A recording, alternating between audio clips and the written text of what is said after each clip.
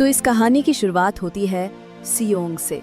एक ऐसा इंसान जो जिंदगी की हर जंग हार चुका था। उसके पास न तो नौकरी थी और न ही अपनी माँ के इलाज के लिए पैसे। इसी मुश्किल वक्त में उसे किसी ने एक डेथ गेम खेलने का सुझाव दिया। इस गेम में उसके साथ और भी 500 लोग शामिल हुए। इस खेल में एक खतरनाक रोबोट था।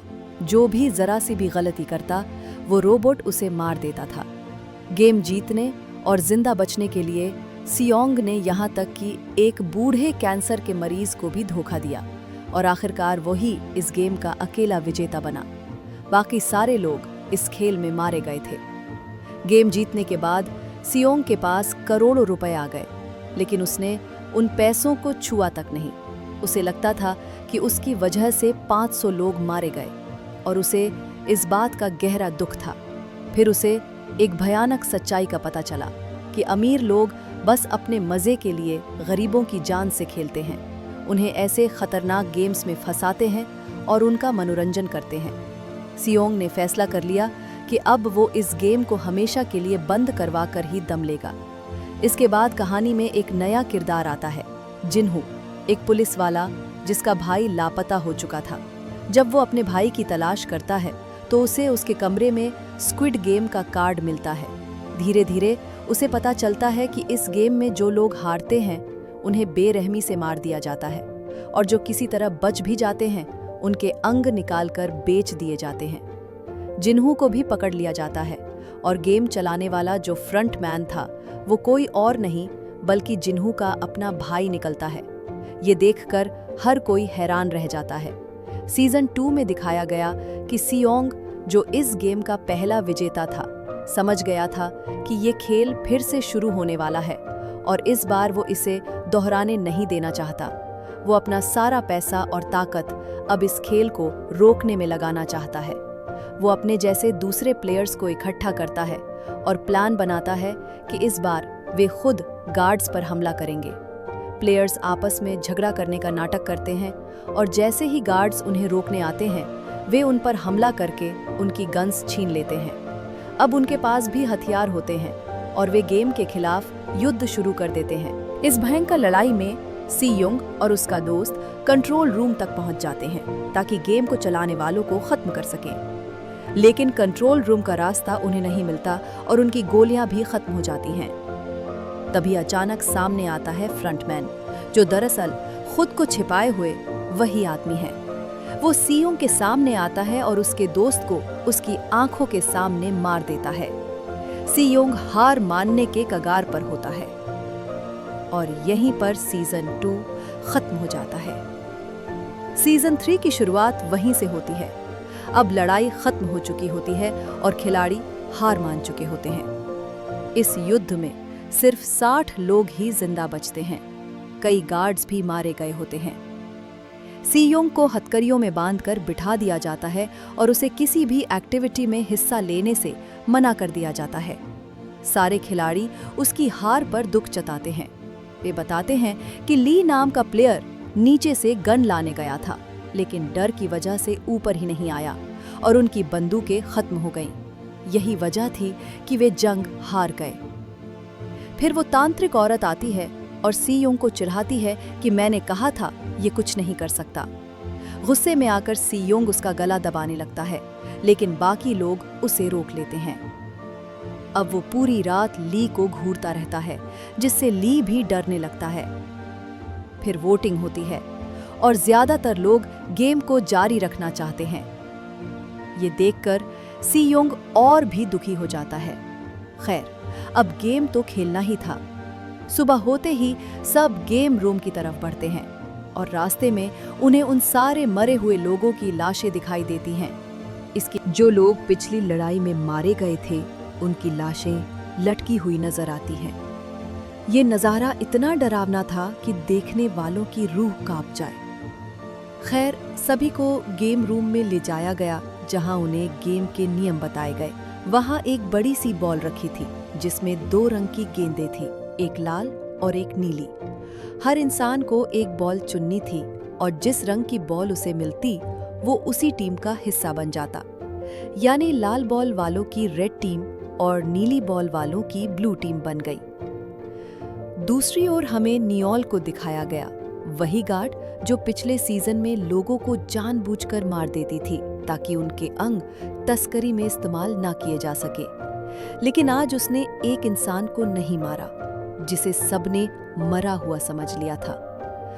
2 गार्ड्स ने उसे उठा लिया और अंग निकालने के लिए ऑर्गन रूम में ले गए। तभी नियोल वहां पहुंच गई और दोनों गार्ड्स को शूट कर दिया।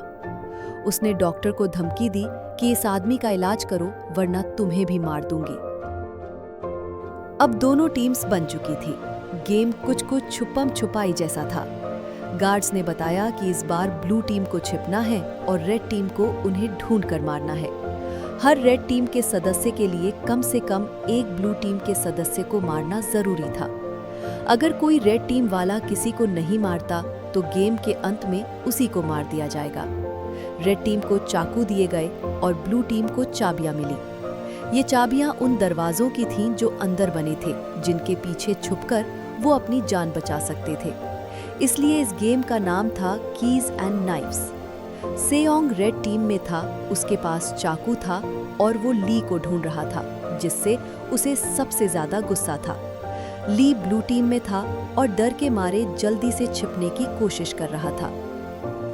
फिर दिखाया गया जिन्हू, जो अभी तक स्क्विड गेम के आइलैंड को ढूंढ रहा था।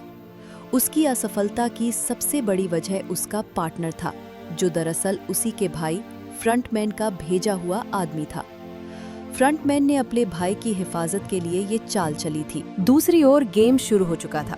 ब्लू टीम के लोग घबराए हुए थे क्योंकि उनके मरने के चांस ज्यादा थे। गार्ड्स ने उन्हें कहा कि चाहो तो किसी रेड टीम वाले से अपनी जगह बदल सकते हो। कुछ लोगों ने कोशिश की लेकिन नाकाम रहे। गार्ड्स ने फिर सभी ब्लू टीम को कहा कि पहले गेम एरिना में जाकर छिप जाए। ये जगह किसी भूल भुलैया जैसी थी जिसमें कई कमरे थे जिनके दरवाजे लॉक थे। हर किसी को अपनी चाबी से अपना दरवाजा ढूंढना था। डेनी, जो प्रेग्नेंट थी, उसके साथ कैट और यांग थे जो उसकी मदद कर रहे थे। इन तीनों के पास तीनों तरह की चाबियां थी जिससे वो कोई भी दरवाजा खोल सकते थे, यहाँ तक कि वो खास दरवाजा भी जिसे तीनों चाबियों से ही खोला जा सकता था और वहां से भागा जा सकता था। कैट को भरोसे से चाबियां दे दी गई ताकि वो जल्दी से वो खास दरवाजा ढूंढ सके। जब ये तीनों भाग रहे थे तभी डेनी का पैर फिसल गया और उसे पेट पर चोट लग गई। तभी रेड टीम का एक मेंबर आ गया और किसी एक को मारने की धमकी दी। कैट ने बहादुरी से उससे मुकाबला किया और उसे मार गिराया। फिर डेनी को सहारा देकर आगे बढ़ी। अब 2 लड़के ऐसे भी थे जिन्होंने अपना टारगेट पूरा कर लिया था, लेकिन फिर इन दोनों ने तय किया कि वे और लोगों को मारेंगे ताकि गेम में कम लोग बचें और इनाम का बड़ा हिस्सा उन्हें मिल सके। यहाँ दिखाया गया कि सेओंग को आखिरकार ली नजर आ गया। वो उसे जल्दी से मारने के लिए उसके पीछे भागा, लेकिन पता चला कि वो ली नहीं था बल्कि कोई और था जो ली जैसा दिखता था। ली बार बार उससे बच रहा था और अब वो भाग ही रहा था ताकि खुद को सेओंग से बचा सके। इसी बीच रेड टीम के एक और खिलाड़ी ने ली को पकड़ लिया और उसकी टांग पर चाकू मार दिया। लेकिन इससे पहले कि वो ली को मार पाता, ली ने उसे अपने पैर से धक्का दिया और वहां से निकल गया। इधर डेनी का डिलीवरी टाइम आ गया था और सब लोग उसी कमरे में उसकी डिलीवरी करवाने लगे। दिखाया गया कि डेनी ने एक प्यारी सी बेटी को जन्म दिया जिससे वो दोनों बहुत खुश हुए। योंग ने अपने बालों में छुपाया हुआ चाकू निकालकर डेनी की कॉर्ड भी काट दी। दूसरी तरफ फ्रेंचमैन को अपने आदमी की कॉल आती है कि जिन्हू यानी उसका भाई अभी भी स्क्विड गेम के आइलैंड को ढूंढ रहा है। वो अपने इरादे से पीछे हटने को तैयार नहीं। तो फ्रेंचमैन उसे कहता है, चाहे कुछ भी हो जाए तुमने उन्हें आइलैंड तक नहीं पहुंचने देना। अगर वो पहुंच भी जाए तो उन्हें खत्म कर देना। अब हम देखते हैं कि नियोल ने जिस आदमी को बचाया था उसे होश आ गया था। नियोल अपनी पहचान छुपाना चाहती थी, इसलिए उसने अपना मास्क पहन लिया। जैसे ही वो आदमी होश में आया, नियोल ने वहां डॉक्टर को मार दिया ताकि वो आदमी डॉक्टर बनकर छुप सके। असल में वो आदमी उस बच्ची का पिता था जो नियोल की दोस्त की बेटी थी और जिसे ब्लड कैंसर था। वो पैसे जुटाने के लिए इस गेम में आया था। अब सीन फिर गेम की तरफ लौटता है। सेओंग बहुत गुस्से में था। उसी समय उसके सामने वो तांत्रिक आ गई जिसे वो मारने ही वाला था, लेकिन तांत्रिक ने कहा, तुम तो ली को मारना चाहते थे ना? मैंने उसे ऊपर जाते देखा है। उसका पैर जख्मी है, वो ज्यादा दूर नहीं गया होगा। ये सुनकर सेओंग उसके पीछे भागा और दोनों में जबरदस्त लड़ाई हुई। आखिरकार सेओंग ने ली को मार ही दिया, लेकिन ली को फंसाने वाली तांत्रिक भी बच नहीं सकी, क्योंकि एक दूसरा आदमी आकर उसे मार देता है। डैनी और योंग को बचाते बचाते कैच भी अपनी जान दे देती है और उसकी मौत से दोनों को बहुत गहरा दुख होता है। इतने में योंग का बेटा भी आ जाता है और अपनी माँ से कहता है कि डैनी को मार दो ताकि उसकी जान बचे, लेकिन उसकी माँ उसकी बात नहीं मानती और डैनी को बचा लेती है। अब वो लड़का जबरदस्ती डैनी को मारने ही वाला होता है कि तभी गेम टाइम खत्म हो जाता है और गेम गार्ड्स आकर उसी लड़के को शूट कर देते हैं। उसकी माँ अपनी आंखों के सामने ये सब देखती है। इसके बाद सभी को लाउंज में ले जाया जाता है। सेओंग को बांध दिया जाता है और सबको उनकी जीती गई अमाउंट दिखाई जाती है। ये रकम काफी ज्यादा थी और सभी के हिस्से में अच्छी खासी रकम आ रही थी। रोंग सबके आगे हाथ जोड़कर कहती है कि गेम को बंद करने के लिए वोट करो, लालच मत करो, सबकी जान बच जाएगी। कम से कम डैनी और उस बच्ची पर रहम करो जो पैदा होते ही इस गेम का हिस्सा बन गई है। लेकिन कोई उसकी बात नहीं सुनता। ज्यादातर लोग गेम को जारी रखने का वोट करते हैं, जिससे योंग टूट जाती है। रात में वो टैनी की बेटी को प्यार करती है और फिर सेओंग के पास जाकर उससे वादा लेती है कि वो आखिर तक खेलेगा ताकि टैनी और उसकी बेटी की मदद कर सके। ये वादा लेकर वो चली जाती है और रात में आत्महत्या कर लेती है। उसकी इस हरकत से सभी खिलाड़ी बहुत दुखी हो जाते हैं। फिर अगली गेम शुरू होती है। गेम में उन्हें ड्रॉप के ऊपर से कूदते हुए आगे बढ़ना था। अगर थोड़ी सी भी गलती करते तो उनकी जान जा सकती थी। एक एक करके सब लोग इसे पार करने लगते हैं। इस गेम को देखने के लिए बहुत सारे वीआईपी लोग भी आए थे, जो खिलाड़ियों के व्यवहार को देख रहे थे और उन पर शर्त लगा रहे थे। दूसरी तरफ जिन्हू यानी पुलिस ऑफिसर आखिरकार आइलैंड तक पहुंच जाता है। वो उस पहाड़ी को पहचान लेता है जहां पिछले सीजन में उसके भाई ने उसे गोली मारी थी। सीन फिर से गेम की तरफ जाता है। एक लड़का बहुत बुरी तरह लड़खड़ा रहा था। उसने खुद को बचाने के लिए ब्रिज को पकड़ने की कोशिश की, लेकिन वो खुद को संभाल नहीं सका और नीचे गिर गया। गेम उसकी मौत हो गई। ये देखकर पीछे के सारे लोग डर गए और अब वो लोग और भी ज्यादा समझदारी से, सावधानी से ब्रिज को पार करने लगे। जो वीआईपी लोग अंदर बैठे थे और ये खेल देख रहे थे, उन्होंने अब ये फैसला किया कि छोटी बच्ची जो डैनी की बेटी है, वो भी अब एक खिलाड़ी मानी जाएगी और उसे भी गेम में भाग लेना होगा। अब वो बच्ची कैसे खेल सकती थी? यहाँ डैनी दोबारा सेओंग से मदद मांगती है और सेओंग भी उसकी मदद करने को तैयार हो जाता है। वो अपनी जैकेट निकालकर उसे बेबी बैग बना लेता है और उस बच्ची को अपने सीने से बांध लेता है। फिर गेम शुरू करता है। जब सब लोग ब्रिज पार कर रहे थे तो एक साथ सब के लिए जंप करना बहुत मुश्किल हो रहा था। अगर कोई एक गिरने लगता तो अपने आप को बचाने के लिए सामने वाले को पकड़ लेता और इस चक्कर में दोनों ही गिरकर मर जाते। कोई कोई तो अपने आप को बचाने के लिए जानबूझकर दूसरे को गिरा भी देता। इसी तरह गेम चल रही थी। सेओंग भी अपने आप को बचाने के लिए अपने आगे खड़े आदमी को गिराकर मार देता है, क्योंकि वो आदमी बहुत डरपोक था और रास्ता रोके खड़ा था। आखिरकार सेओंग ब्रिज पार कर लेता है, लेकिन अंत में डैनी ब्रिज पार नहीं कर पाती और मर जाती है। उसकी मौत देखकर दूर खड़े सेओंग का दिल टूट जाता है। वहां वीआईपी लोग फैसला करते हैं कि अब बच्ची भी सेओंग के साथ ही गेम खेलेगी। उधर नियोल, जो आइलैंड से भागने की कोशिश कर रही थी, उसे मास्क पहने हुए ऑफिसर्स देख लेते हैं। उसे रोकने के लिए गार्ड्स पर हमला करवाते हैं। गेम खत्म होने के बाद जो खिलाड़ी बचे होते हैं वो फिर से लॉन्च में लौट आते हैं। वहां जब खिलाड़ियों को पता चलता है कि डैनी की मौत के बाद भी उसके हिस्से के पैसे उसकी बेटी को मिलेंगे और उन्हें नहीं, तो वो बहुत गुस्से में आ जाते हैं। यहाँ तक कि वो उस मासूम बच्ची को मारने का प्लान बना लेते हैं, लेकिन गार्ड्स की वजह से उसकी जान बच जाती है। मगर खिलाड़ियों को उसका जिंदा रहना पसंद नहीं था, इसलिए उन्होंने तय किया कि अगली गेम से पहले ही वो बच्ची और सेओंग दोनों को मार देंगे। गेम को चलाने वाले यानी फ्रंटमैन को इसकी पूरी खबर हो जाती है। फाइनल राउंड से पहले फ्रंटमैन सेओंग को अपने ऑफिस बुलाता है। सेओंग हैरान रह जाता है जब देखता है कि फ्रंटमैन और कोई नहीं बल्कि इन्हो है, जिसे वो शुरू से अपना दोस्त मान रहा था और जिस पर उसे सहानुभूति भी थी। गेम वालों ने उसकी मौत की भी पुष्टि कर दी थी और सेओंग उस पर दुखी भी था, लेकिन अब उसे फ्रंटमैन के रूप में देखकर उसका सभी से भरोसा उठ जाता है। फ्रंटमैन सेओंग से कहता है कि उसने उसे एक सौदा देने के लिए बुलाया है। वो बताता है कि बाकी खिलाड़ी अब उसे और उस बच्ची को मारना चाहते हैं, इसलिए फ्रंटमैन उसे ऑफर देता है कि वो फाइनल राउंड से पहले सभी को मार डाले और वो उसे सारा इनाम और वो बच्ची दे देगा। अब सीन कट होकर जुनहो को दिखाया जाता है, जो बेसब्री से आइलैंड को ढूंढ रहा था, लेकिन उसे समझ नहीं आ रहा था कि उसकी तलाश अब तक पूरी क्यों नहीं हुई। उसे पता चलता है कि उसका ही एक साथी उसे धोखा दे रहा था और भटका रहा था। असल में वो जुनहो का ही आदमी था और जुनहो को सारी खबरें देता था।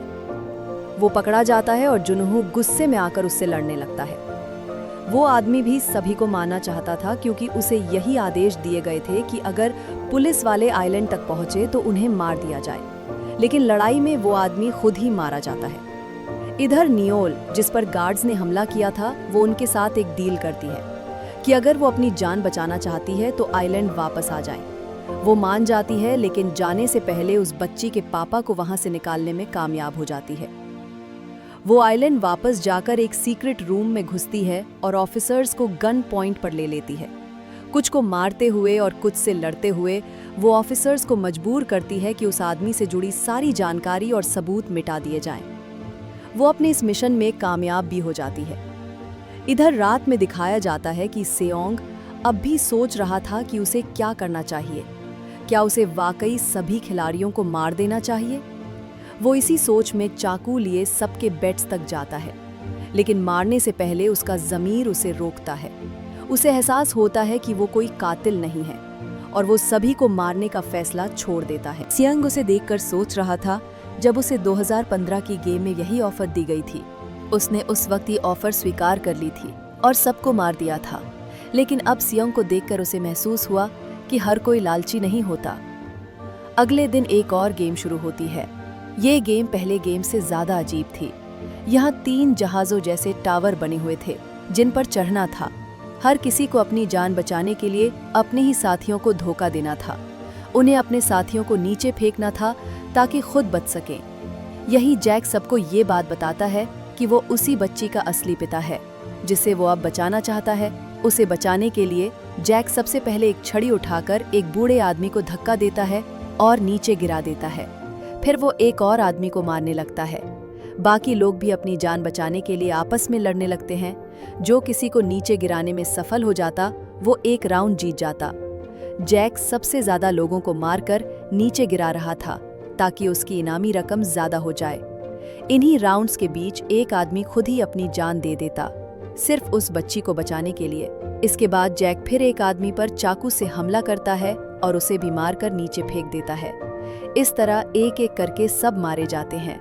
बचते हैं सिर्फ जैक और सियोंग। जैक सियोंग से कहता है, इस बच्ची को मुझे दे दो, मैं इसे नीचे फेंक दूंगा और तुम्हें कुछ नहीं कहूंगा।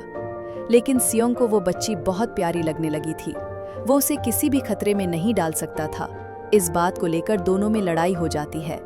जैक के हाथ में चाकू भी था, लेकिन सियोंग खुद और उस बच्ची को बचाने की कोशिश करता है। इसी दौरान जैक अपनी बेटी को पकड़ लेता है और उसे नीचे गिराने ही वाला होता है।